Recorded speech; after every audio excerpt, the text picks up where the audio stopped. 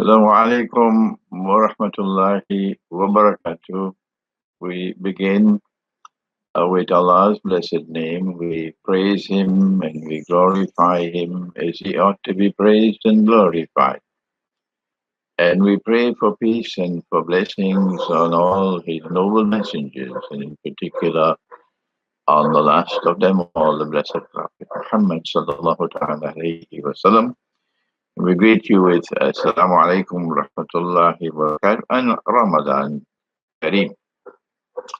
It is today the 11th day of the blessed month of Ramadan, and you will recall that our Prophet alayhi salatu wasalam, he said, we are an illiterate people, meaning we don't know, our people don't know how to read and to write.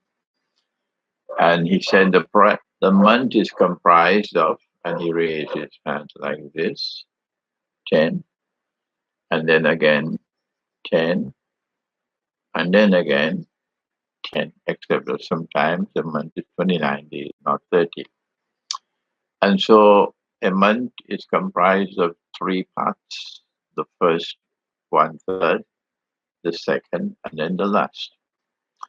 And this is particularly important in Ramadan because each part has its own significance and status and so on.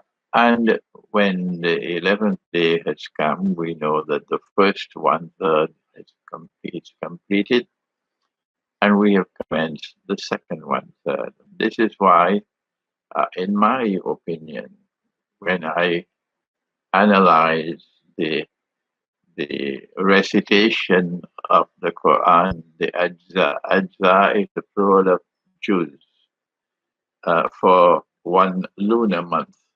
What is the juz for the first day, second day, and third day, and so on? I came to the conclusion that on the 11th day, we will suspend having two surahs. We had two surahs from the 7th day, we had it on the 8th day, we had it on the 9th day, and we had it on the 10th day, two surahs. Before that, it was one. But on the 11th day, I realized that it will be one surah, and that is Surah Al-Nahl.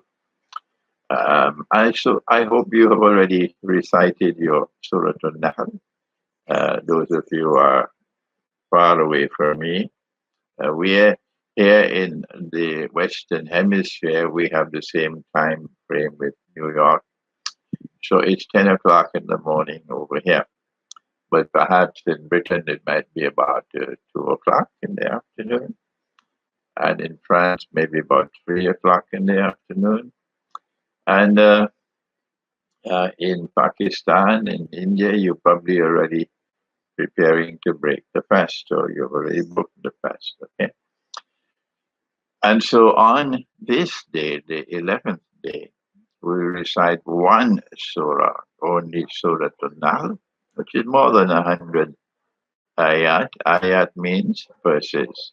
So that on the 12th day, we'll be able to recite Surah Al-Kahf, Surah Al-Isra, and Surah Al-Kahf, because these two are like sisters, they're joined together. And you know the evidence. I don't have to repeat that to you. Now then, today we have a question and answer session, and I'm already seeing a lot of questions for today, but I have questions which were sent to me by email, and we have questions which are pending from before. So let's begin with Allah's blessed name. One question was just sent to me perhaps this morning. Sheikh, can you kindly explain to us the Mithaq of Medina? I cannot remember now where this question came from. Was it Australia? Was it New Zealand? I can't remember now. Anyhow, the Mithaq of Medina is a subject which belongs to, number one, constitutional law, And number two, to the philosophy of politics and political theory. And so one needs to have some understanding of how these two subjects are connected to be able to analyze the Mithaq of Medina, which is a constitutional agreement which brought into being a second Khilafah state. What is a Khilafah state? A Khilafah state is one in which Allah's law is supreme for those who worship Allah. For those who worship Allah, Allah's law is supreme for them. When Nabi Muhammad والسلام, and his followers were in Mecca, they had no control over territory. They could not establish the law. And as a consequence, there was no Salatul Jum'ah for all the 13 years that we were in Mecca. Although Salatul Jum'ah had already been sent down from the Law al-Mahfuz to the Sama al-Dunya. Yes, it was already there. And all that was required is to send it down to the heart of the Prophet ﷺ. But no, it was not sent down. It was only after the Hijrah took place and we arrived in Yathrib. At that time, it was still called Yathrib. And subsequently, we chose to give it the name also, the second name of Medina. Medina to Nabi. Only when we arrived, in fact, before he arrived in Yathrib, Nabi Muhammad والسلام, stopped close to Yathrib. And over there, when he paused, it was the day of Jum'ah. And he instituted the Salatul Jum'ah for the first time when he arrived there. And therefore we get the principle that Salatul Jum'ah is permissible from the time you have the freedom to perform the Salatul Jum'ah, even if the state has not as yet been established. When the freedom is not there, then there is no Salatul Jum'ah. You do not change the law because freedom is compromised. No. When freedom is taken away from you to perform the Salatul Jum'ah in accordance with the law, the Sharia, then you suspend the Salatul Jum'ah until you recover the freedom. And when you recover the freedom to perform the Salatul Jum'ah as it ought to be performed, meaning there is no restriction on the number of people who can pray in Salatul Jum'ah, and you must stand side by side with no space in between. This is the law, and even a schoolboy knows that. Then you will restore the Salatul Jum'ah at that time when you have the freedom to do so.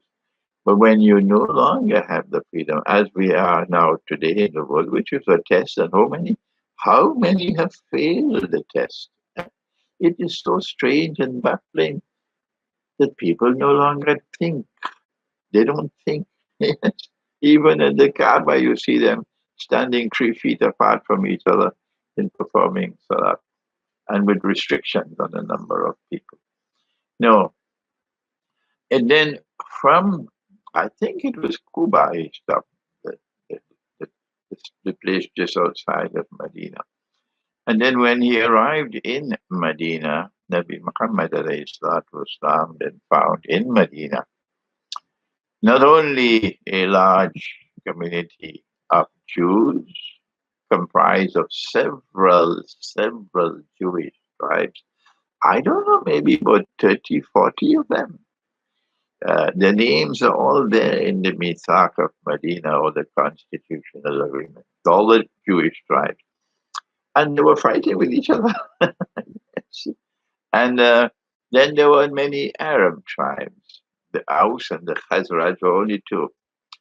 And all of these Arab tribes were pagan. They worshipped the idols and so on. And there were the Muslims who had migrated from Mecca, who were called the Muhajirun. And then there were those in Medina, in Yathrib, who had taken the Shahada, and they were called the Ansar. Hmm? So he has a plural polity. You want to establish a state, but the people are not homogeneous. They are comprised of different tribes and different communities. And this is what Allah had said in the Quran in the Surah Al-Hujurat. بعد أعوذ بالله من الشيطان الرجيم يا أيها الناس إنا خلقناكم من ذكر وأنثى وجعلناكم شعوبا وقبائل لتعارفوا إن أكرمكم عند الله أتقاكم. Therefore, Allah has said in the Quran that He has created mankind in multiplicity, not homogeneity. We are different. We have different tribes, and so on. And this is what obtained in Medina. And Nabi Muhammad والسلام, has to use his political sense now. How do we bring these differing tribes, this diverse community, and 7 months, 7 months, not in a huge constitutional conference under one big roof with people talking and debating with each other to create a constitution. Not with one small clique of people, small group of people who then go into a conference in Britain and they establish the constitution. No, he didn't do it that way. There was no constitutional conference.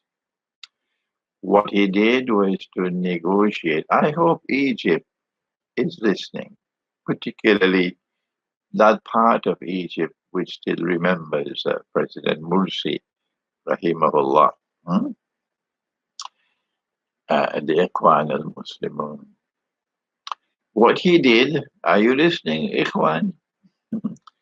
What he did was to negotiate with each of the tribes separately, no collective negotiations, and arrive at an agreement which was agreed upon by all the tribes. This took great skill in negotiation, and this required patience and wisdom, and he had all of them. And it took him 7 months until they agreed upon the constitution. They didn't call it constitution, they just called Mithaq. And then the state came into being. And that state was not a Muslim state. It was not an Islamic state. No.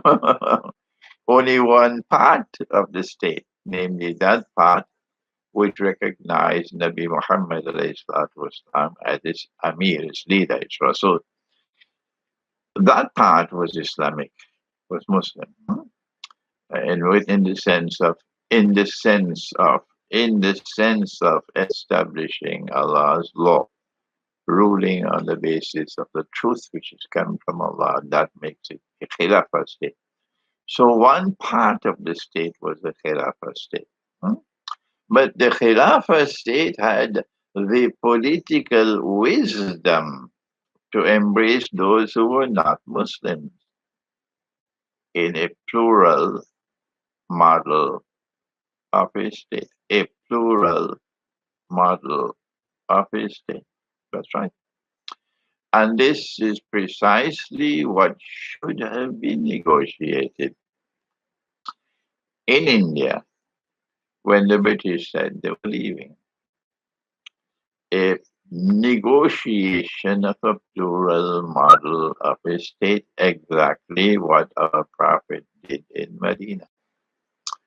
And there was a hint, perhaps, that the Khilafat movement, headed by Maulana Abdul Bari and with men like Shaukat Ali and Muhammad Ali Jawhar and Shoaib Qureshi and Suleiman Nadwi and son Mufti Kifayatullah, rahimahumullah, that they had a hint of what it could be. It was not clearly spelled out by them because they were still hooked on to the Khilafah state in Constantinople.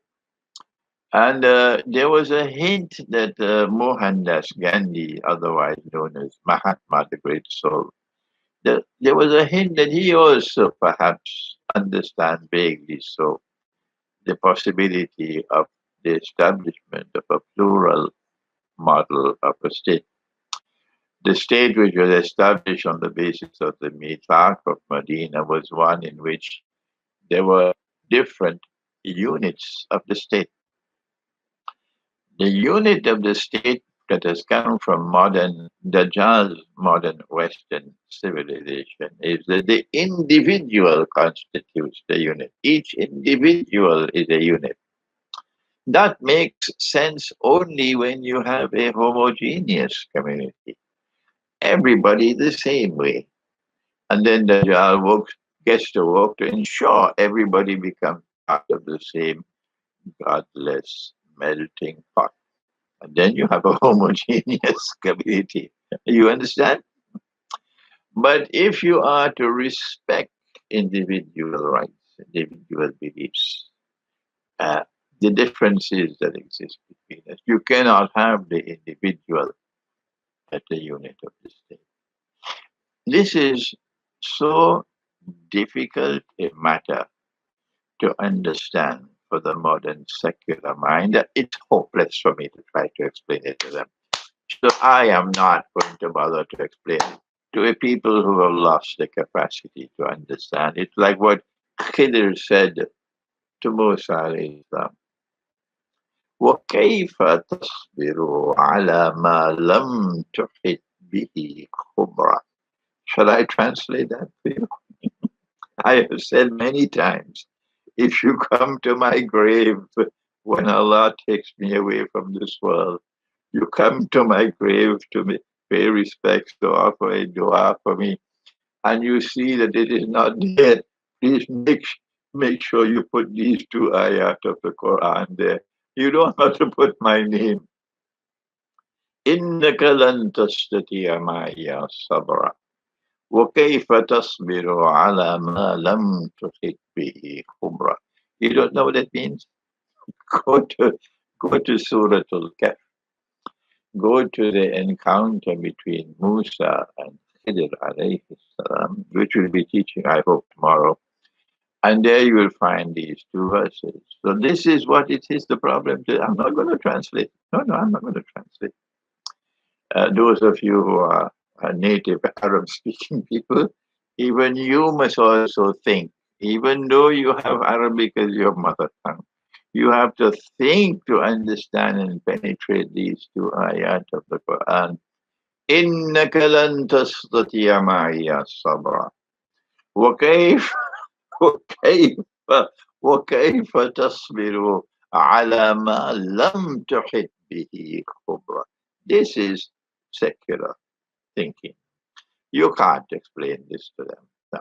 That you can have a state, a model of a state, which is a plural model of a state, in which the unit of the state is not the individual. That's what Dajjal wants. Rather, the unit of the state will be the tribes and communities which Allah says He created. وَجَعَلْنَاكُمْ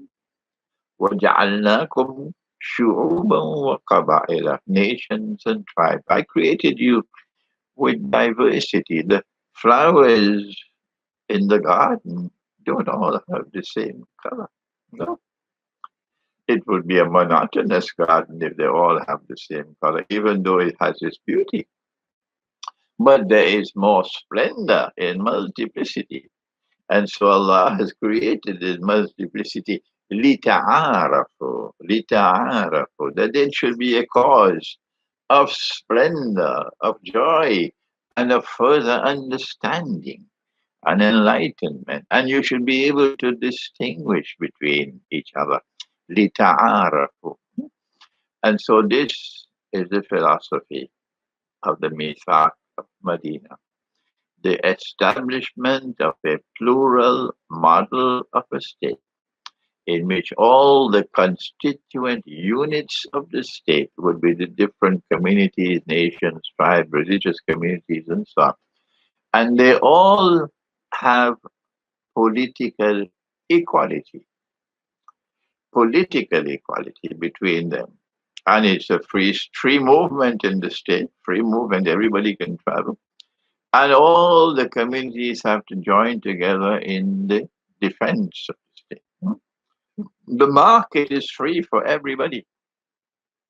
The market does not give any preference to the Hindu over the Muslim, or any preference to the Muslim over the Hindu. No, no, no. If the Hindu is a man, a businessman with honesty and integrity, and when he gives his word, he keeps his word. You do business with the Hindu businessman. That's right. Because a Muslim brother, he gives his word, he doesn't keep his word, and he rips you off when you take your car to his garage. Guess what he does? All you wanted was an oil change. And guess what you got? And that's what the Muslim does. This is not all Muslims and it is not all Hindus. I'm just giving you an example. So the market is free for everybody. No one has any privileged position in the market. And it must be a free and a fair market. If you plant, you reap. And if you don't plant, you don't reap. So the state does not intervene in the market, not at all. Prices are fixed by the market, not by the state. There is no price control. There is no minimum wage legislation at all. Wages are fixed by the market, the free and the fair market. You can't bring bogus money into a free and fair market. The paper money is bogus, but the Darul Uloom either doesn't. The Darul Uloom either doesn't know that, or is too scared to say that. Either one or the other. I don't know which one. So leave the Darul Uloom. They want to sleep. Let them sleep. You and I would know. A free and a fair market must be one in which you have valid money, not bogus money. If it's bogus money, it's not a fair market. And if you deny, you prevent real money from coming into the market, it's no longer a free market. I'm speaking with simplicity. And it should not be difficult for you to understand. This is what could have happened. Could have happened. If we had the proper leadership when the British were leaving India, this is what could have happened. If we had the kind of thinkers we needed to have. But Dajjal was successful and the Khilafah movement was dismantled. That's right. Dajjal was successful and the Khilafah movement was dismantled. And there were many who participated in that dismantling, but the British were the ones who were, most of all, they were very happy to see the Khilafat movement dismantled. And Gandhi was finally assassinated. And look at what we then left. There's no longer any possibility of a plural model of a state at all. So here's my answer to the first question on the Mithaq of Medina. And when Constantinople is liberated by the Muslim army, I expect that Constantinople will then become, like Medina, a plural model of a city-state in which Muslims and Christians will share power-sharing agreements on the basis of political equality, the political wisdom of Nabi Muhammad alayhi salatu wasalam, who negotiated the Mithaq of Medina.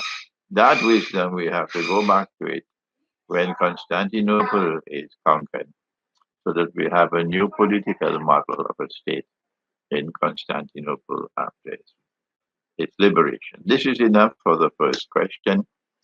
And now it took 25 minutes to answer that question. My gosh. And now we go to a second question. I can't remember now who asked the question about the number of Dajjals that there will be. The Prophet alayhi salatu wasalam spoke of Dajjaluna kadhabuna qaribun min thalathin.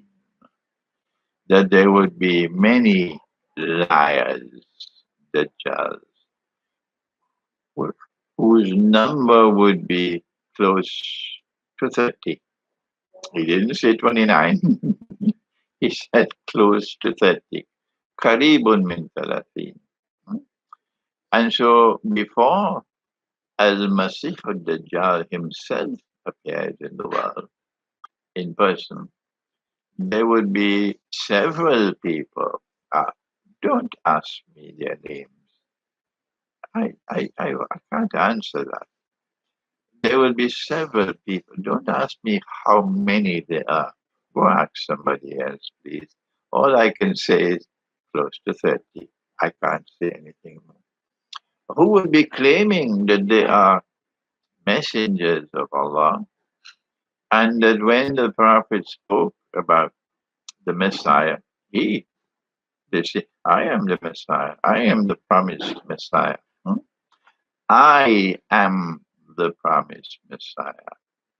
And the last one we had like this was just recently. Just recently. Just about 100 years ago, we had the last one. And he rose in India to great prominence. He stirred up the place. Oh, yes, he had many very correct views we have to accept, even if Iblis were to speak the truth. I'm speaking to the schoolboy now, the schoolboy. Even if Iblis were to speak the truth, Nabi Muhammad والسلام, say yes, he is Iblis and he's a liar, but he's spoken the truth. Yeah, this is called integrity. Integrity, and I use this model in assessing my learned brother. What's his name now? Um, Hamza Yusuf. Hamza Yusuf in the United States.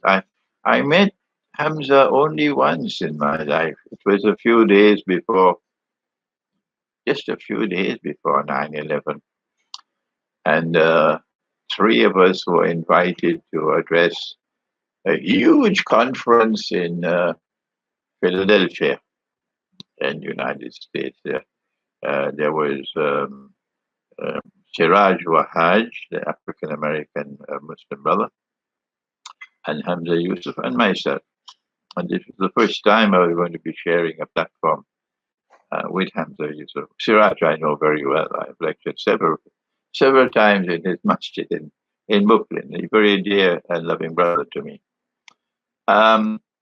But that's the only time I ever met Hamza Yusuf, on that occasion in Philadelphia. And then shortly after 9/11, I think 2 weeks after 9/11, after living in the United States for 12 years, I left the United States to go on a lecture tour. And while I was in Johannesburg, in South Africa now, and I have never returned to the United States since then.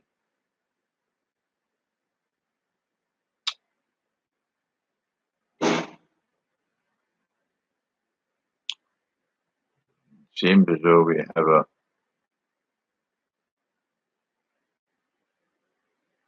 have a problem with the live stream.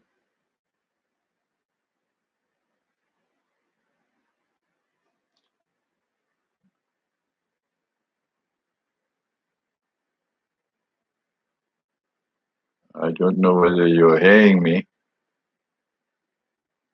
All right, I'll just continue. I'll just continue. Um, I was speaking about Hamza Yusuf. He's a very brilliant man, a very in, great intuitive powers and great scholarship. And it is lacking in integrity if I do not commend when he speaks the truth, when he has right views on the Dajjal, for example. You must commend him. That's right. But at the same time, if he does something wrong, as he did at that time 20 years ago, when he responded to an invitation from George Bush and joined and gave some measure of legitimacy to his so-called war on terror, which was a war on Islam, but we can see it now from hindsight. And his strange relationship with the U.S. government and accepting the invitation to be an advisor and so on. I condemn that, and I don't need to speak any further on that. I do not want our people to have that kind of relationship with the U.S. government, which is the biggest oppressor in the world today, destroying the Palestinian people, or Palestinian people who are Muslims and who are Christian. They are the closest to our hearts. That's right. And we will not betray them. We will not betray our brothers in Palestine, ever. Even if millions and millions and millions of us have to die, we prefer to die than to give up the struggle for liberation from oppression in Palestine and in Kashmir. This is my profile. And this is the profile of those who listen to me and have confidence in me. So when someone speaks the truth, we commend him. And when he goes on the other side, we condemn him. This is the way we should respond to it. So here is the last Dajjal. Sorry, the, the last of the Dajjaluna Kadhabuna Karibun min Thalathin. He was Mirza Ghulam Ahmad. And he declared, this is what he said, that Jesus, Nabi Isa alayhi salam, died and was buried in Kashmir, similarly to what the US government said about how they disposed of Osama bin Laden. They said, we killed him and we threw his body in the sea and a big fish swallowed him, and that's the end of the story. So Mirza did it before that. Oh, he died and we went to Kashmir and we buried him in Kashmir, and that's the end of this. Very similar. The US government of Mirza Ghulam Ahmad. No, that's false. The Prophet said that in Akhir Zaman there will be great liars, so beware. That is false, and I have only pity for the endless numbers of African brothers of mine and sisters who have fallen into that trap and accepted this garbage. I have pity for you because you lost the capacity to think. If you don't want to think, you'll pay the price for it. So this man who declared that Nabi Isa alayhi salam is buried in a grave in Kashmir is not coming back. He says the prophecy relating to the return of the Messiah, because this is what Nabi Muhammad alayhi salam said. The Prophet said that the Messiah will return. He said that the Messiah will come down. كيف أنتم إذا نزل عليكم مريم وإمامكم منكم. How will it be? What a wonderful time will it be at that time when the son of Mary descends amongst you, and your Imam, meaning Imam al-Mahdi, is from your own ranks. This is the Messiah, the son of Mary. Even the schoolboy knows that. So what Mirza Ghulam Ahmad said, he said, no, it's not he who is coming back. I am the fulfillment of that prophecy. I am the promised Messiah. And that's what Dajjal will also say. I am the Messiah. So this is the last of the Dajjaluna Kazzabuna Qaribun min Thalathin. I don't know if there's any more to come, but watch it. Watch it. When someone declares, I am the messenger of Allah, watch him. Let me repeat that. When someone declares, I am the messenger of Allah, watch him. This is the answer to the question about the uh, close to 30 Antichrists, about Dajjals who will come into the world. Let's take another question now about China. And the Chinese have now established the crypto yuan, um, a cryptocurrency. And there are those who are asking me to comment on the crypto yuan. Let me first of all offer a gentle word to the schoolboy. Okay, that when you speak and say a good word about China, if China is doing something right, you are not wrong. If China does something wrong later on, oh, Sheikh, look at China do this, China do that. How can you praise China? Yes, schoolboy. Yes, the schoolboy. When will he grow up? China doing this, China doing that. And how can you praise China? Russia is doing this, Russia. How can you praise Russia? The schoolboy, I don't know what to do with the schoolboy.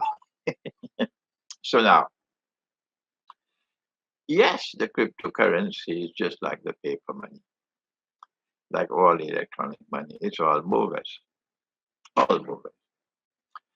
But your analysis has to concentrate on the mountain of gold. When looking at cryptocurrency, the mountain of gold. Secondly, your analysis has to concentrate on the master plan of Dajjal, that he wants to have one universal currency for all of mankind. And the cryptocurrency has emerged in this context to try to move, facilitate the passage from the monetary system now obtaining, in which governments control money, to a new monetary system in which you would relieve government of the control over money, take away that part of sovereignty, so that money will no longer be controlled by governments.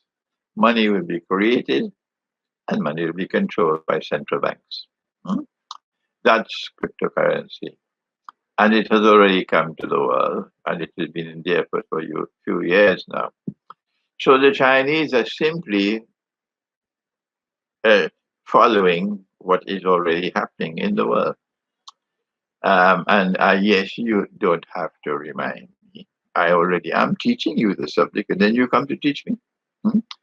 The Chinese cryptocurrency, the Chinese crypto yuan, is part of the system of seeking to transform the monetary system from what now obtains to eventually one universal currency controlled by one central bank. Okay? So there's nothing more to say about that,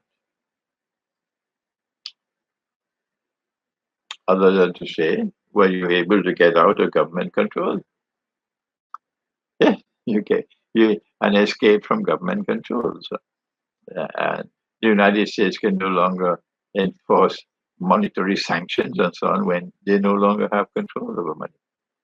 So this is why Iran was so pleased to move in the same direction of cryptocurrencies, bitcoins and stuff.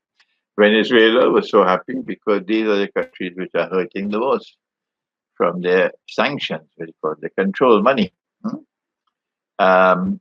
So the SWIFT system for exchange of money. So these countries which are hurting from the sanctions, they're all very happy to move towards cryptocurrencies and so on, get away from the international monetary system. But there is a second aspect of the subject of the Chinese crypto yuan, and that's for me the more important one. This is the one that everybody already knows. I've not told you anything new. The second part is the mountain of gold, and that is the Nabi Muhammad والسلام, he prophesied. And I don't know if there's any other scholar who is teaching this subject. I don't know. I'm not aware. But for many years now, I have been devoting attention to this prophecy of Nabi Muhammad والسلام, which is in Sahih Bukhari, that the river Euphrates in Iraq will uncover a mountain of gold, a mountain of gold. And people will fight for that gold. And 99 out of every 100 who fight for that gold will be killed. But each would be saying, I would be the one who would survive. But the believers must not touch that gold. I spoke to you previously about muhkamat and mutashabihat. This is in the Quran. Some of the verses of the Quran are muhkamat and some are mutashabihat. Some of the ahadith are muhkamat and some are mutashabihat. Do I have to again explain the meaning of these two terms, muhkamat and mutashabihat? Don't send me an email. Sheikh, what does it mean? Won't you do a little bit of homework before you send me an email? I have to take time to answer you when you could do the homework yourself. Please have some pity on me. Now then, the Salafi methodology is that we have no authority to interpret in this age anything pertaining to the Quran and the Hadith. Only Allah and His Messenger and the Aslam had that authority, and now no one has that authority. So the Salafi and many others beside them are waiting for a mountain of the metal to come out from underneath the river. That's because they are imprisoned in that methodology. And I have advised them to find a comfortable sofa because they have a long wait for that mountain of the metal to come out of the river. I'm not laughing because I want to be disrespectful to them. It's just I can't help laughing. Now then, we are of the view, those out there who are listening to me, and they're not just men, they're women as well. Both men and women, they're young men and young women as well, who are listening to me, and they have the intelligence. They can understand. Yes, they can understand. Alhamdulillah. And they understood long ago that this is mutashabihat. That no mountain of the metal is ever going to come out from underneath the river at all. That this has to be interpreted. I gave the interpretation many years ago. In 1971, when Richard Nixon abandoned gold, um, international law made it obligatory for the United States to redeem US dollars for gold. Any central bank could come to the United States with US dollars and said, Uncle Sam, we want the gold. And he had to give the gold at what rate? $35 an ounce. In 1971, I had just graduated from the Ademia Institute of Islamic Studies in Pakistan. I graduated from Karachi University in 1970 with a master's degree in philosophy, and I graduated from the Alimi Institute in 1971.